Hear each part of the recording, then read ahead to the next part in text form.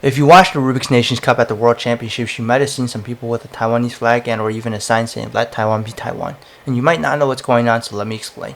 On July 21st, 2023, out of nowhere, the World Cube Association made an announcement that they would make some changes with the region recognition to align with international standards set by the sporting community.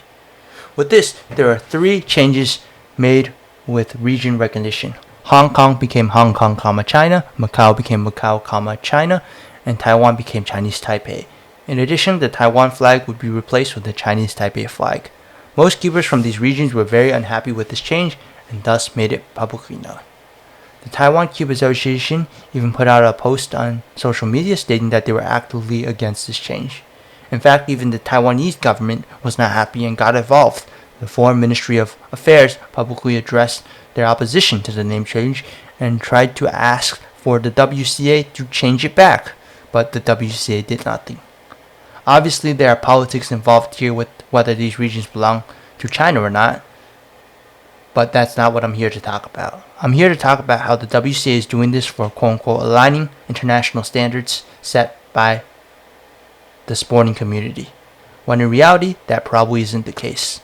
And that's because it's more likely that they are doing this to appease China, as many people speculate. And that's because there have been no competitions in China due to apparently China having issues with the WCA.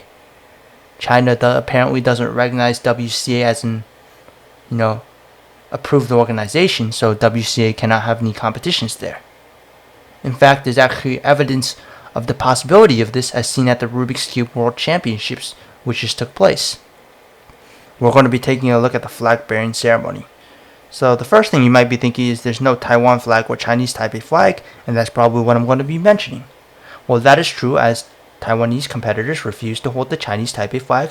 I'm going to be talking about something else, which is the presence of the Russian flag. For those who don't know, the major sports committee, the International Olympic Committee, has actually banned Russian and Belarusian athletes from competing for their own country and only allowing them to compete as neutral contestants due to the ongoing conflict with Ukraine and the stuff going on there. And here's the thing.